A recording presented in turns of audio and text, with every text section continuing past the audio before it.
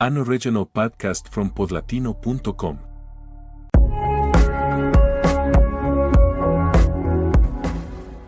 Every 2 weeks, like clockwork, Armando stands in line at the money transfer kiosk inside a small bodega in south-central Los Angeles.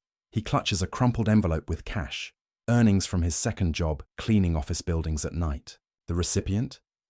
His mother and 2 younger siblings in San Pedro Sula, Honduras. It's been like this for 6 years. Rain or shine, work or illness, Armando sends home what he can. "They count on me," he says quietly. "I can't let them down." Armando is not alone. He's one of the millions of Latino immigrants in the United States who send billions of dollars in remittances to families in Latin America every year. In 2022 alone, remittances to Latin America and the Caribbean surpassed $150 billion.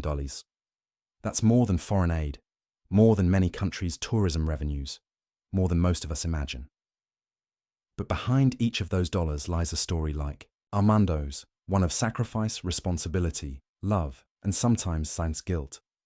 This episode explores the emotional and financial cost of sending money back home. We dive into why it's done, how it shapes families on both sides of the border, and what immigrants can do to make sure their generosity doesn't come at the price of their own financial future.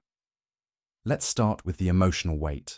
For many, sending money isn't just an act of support. It's a sacred duty. It represents success, pride, and repayment for opportunities made possible by the family left behind. Immigrants often carry the pressure of being the lucky one, the person who made it to the land of opportunity. That narrative, fueled by hope and expectation, can turn remittances into a moral obligation. But what happens when that sense of duty collides with rising rent, childcare costs, or unexpected medical bills in the US? That's where emotional strain builds. In interviews with dozens of Latino immigrants, a common theme emerged. Many prioritize their families abroad, even when it means falling behind at home. One woman from El Salvador told us, "I skipped paying my car insurance 1 month just to make sure my family had food back home." Her voice broke as she described the stress, the impossible balance between two worlds. And then there's the guilt. Some immigrants face criticism from relatives for sending too little, or not often enough. Others are accused of forgetting where they came from.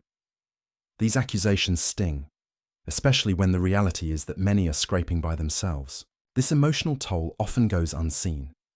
Now let's talk about the financial side. The fees associated with sending money can be steep, often hidden in poor exchange rates or unclear service charges.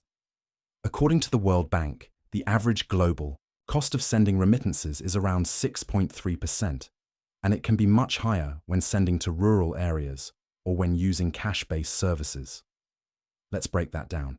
If Armando sends $300 every month and pays a 7% fee, that's $21 lost each time. $252 a year. Over 6 years, he's paid over $1,500 just in fees. That's rent, that's groceries, that's a month's income. Many immigrants stick to familiar services out of habit or lack of trust in digital alternatives. Language barriers, fear of scams, and lack of financial education keep people tied to old methods, often to their detriment. But smarter options do exist. Digital platforms like Remitly, Wise, and WorldRemit often offer lower fees and better exchange rates. They're accessible via smartphone and can deposit money directly into foreign bank accounts or mobile wallets. Some even allow recipients to pick up cash at local stores. Comparing rates before sending, even by just a few minutes of research, can save hundreds over time. There are also community banks and credit unions that offer affordable remittance services, often with better transparency. Some Latino-focused financial institutions have begun partnering with fintechs to provide more user-friendly remittance platforms, fully in Spanish, with no hidden charges. But financial literacy is key. Many immigrants don't know they have choices, and the institutions around them haven't done enough to reach out. That's where community centers, advocacy groups, and podcasts like this one come in. We spoke with Maria Elena, a financial coach in Chicago who works with immigrant families. "The first thing I tell them," she says, is to treat themselves like they're part of the family too. If you send money home, that's beautiful. But your future matters too. You can't pour from an empty cup. She encourages her clients to create remittance budgets, fixed amounts they can afford to send each month without jeopardizing their own rent, bills, or savings. It doesn't make you selfish, she adds. It makes you sustainable. Let's return to Armando for a moment. After a recent workshop at his church about remittances, he downloaded a mobile transfer app and started comparing fees. He now saves about $10 per transaction. It might not sound like much, but to him, it's gas money, it's groceries, it's dignity. He's also started putting $50 a month into a savings account. It's not a lot, but it's a beginning. I still help my family, he says, but now I'm thinking about my future too. Remittances are not going away.